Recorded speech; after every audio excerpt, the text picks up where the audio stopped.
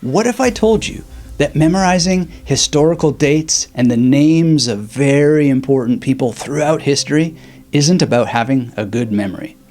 After teaching memory techniques for 15 years now, I've seen this one truth again and again and again. The people who can recite hundreds of names and dates are not gifted. They just understand how the brain and memory actually works.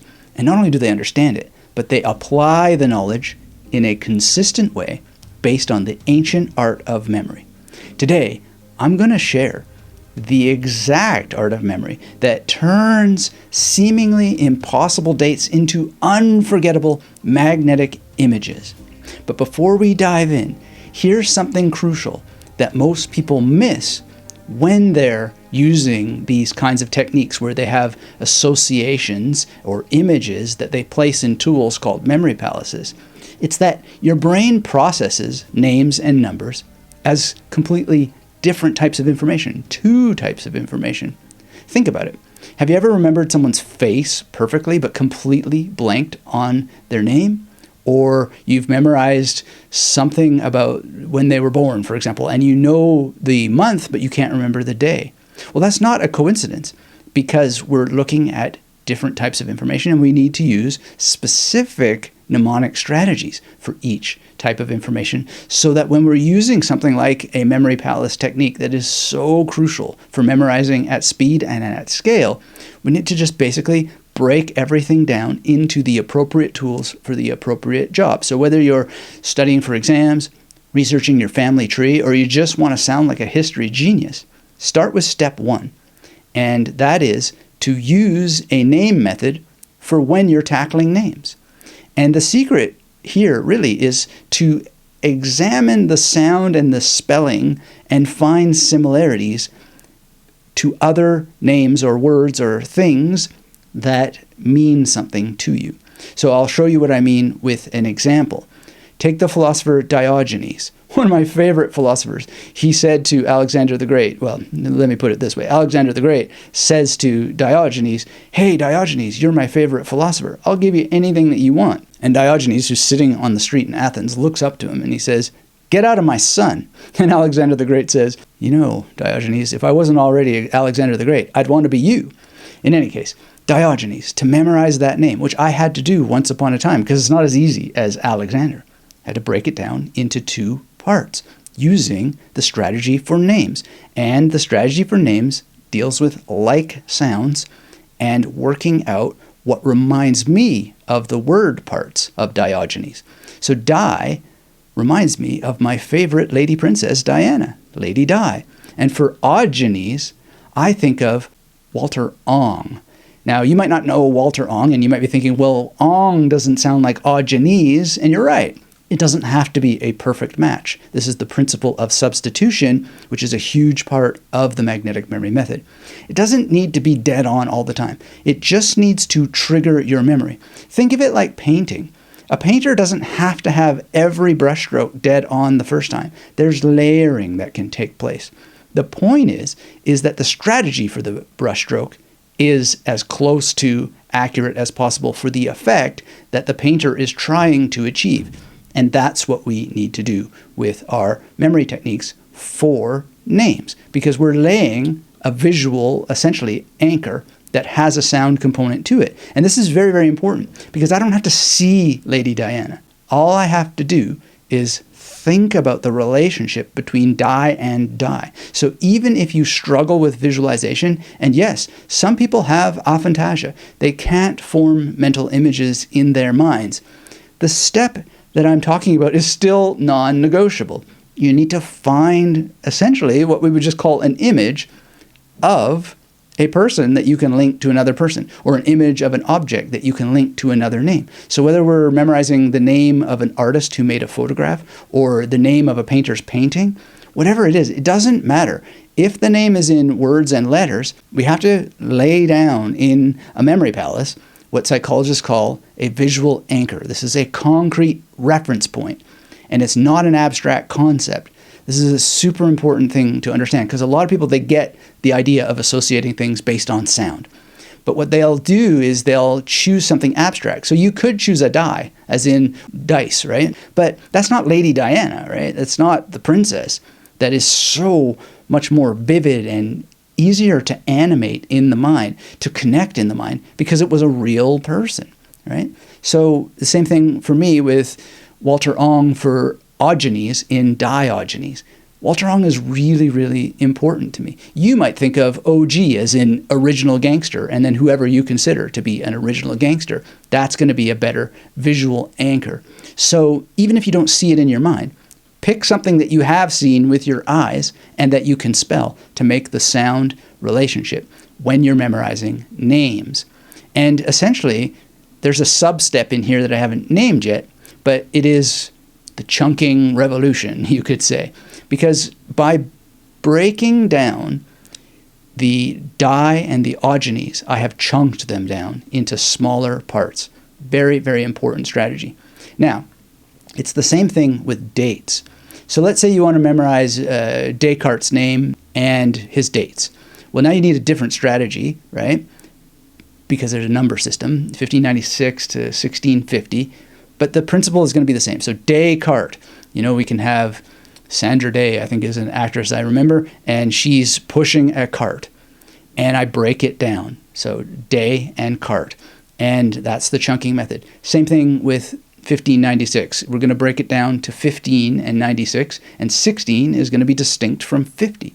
And this is where a lot of people go wrong. They try to memorize the whole thing at once. Instead, if it's a name, start with just the first syllable. If it's a number, start with just the first set of the numbers, breaking it down. This is backed by cognitive science. Your brain processes smaller pieces of information more efficiently. Now, when it comes to the different strategy that you're going to use for numbers, it's different and the same at the same time.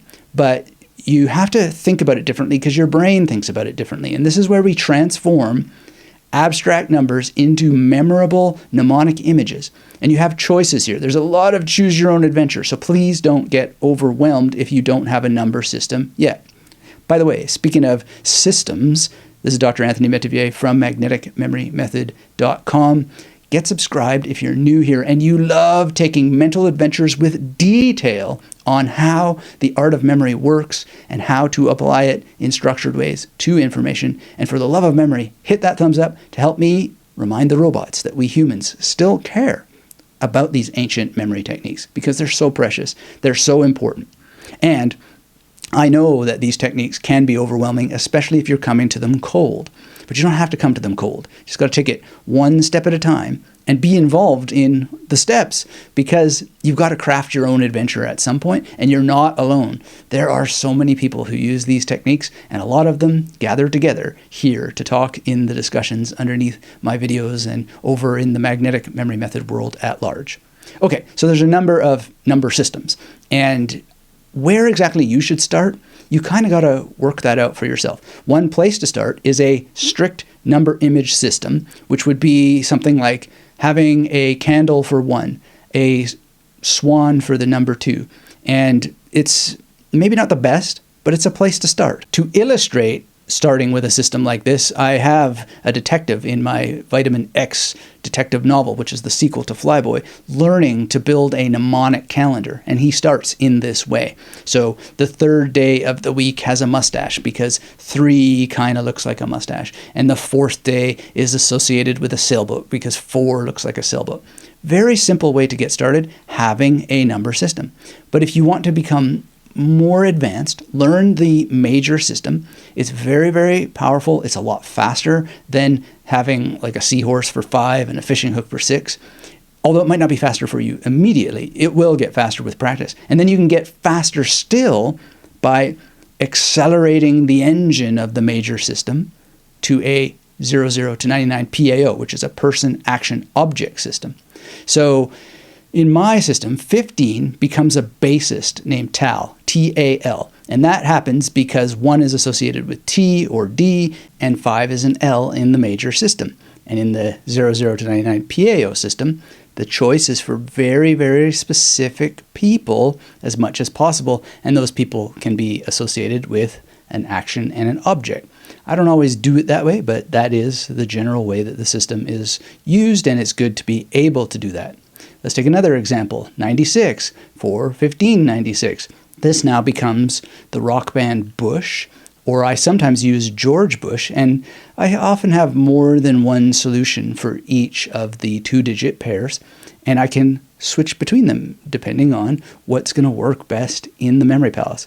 Now let's take 1650. So we got Dashiell Hammett is usually who I use for 16. The object that he has is dishes, and he's usually throwing those dishes. And then 50 is Wonder Woman. Now Wonder Woman is based on the lasso that she carries, or lasso, however you want to pronounce that.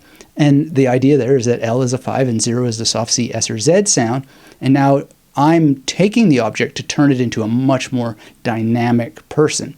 So if you're flexible, you'll be able to make really, really powerful associations that you don't have to see in your mind, but just refer to logically and animate logically in these kinds of connections where you have Dashiell Hammett now throwing dishes at Wonder Woman, and she's smacking them with that lasso, and then they just burst into many, many, many different pieces.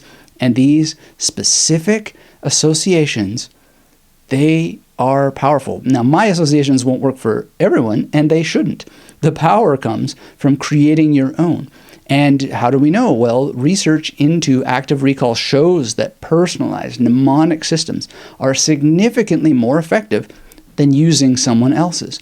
So get into these techniques, make them your own, because it's the making of them as your own that's going to help you memorize names and dates much, much faster. And you'll also have earned it a little bit, and it'll be much more personalized as a result. So there's the personal investment that then takes things to a level in the same way that a martial artist will own, so to speak, and have pride of ownership in how that they've enabled their body through muscle memory and other levels of knowledge to win the battle, basically, or avoid the battle in the first place. And we also want to do that with memory techniques. Avoid the battle of rote learning by just being able to use magnetic memory.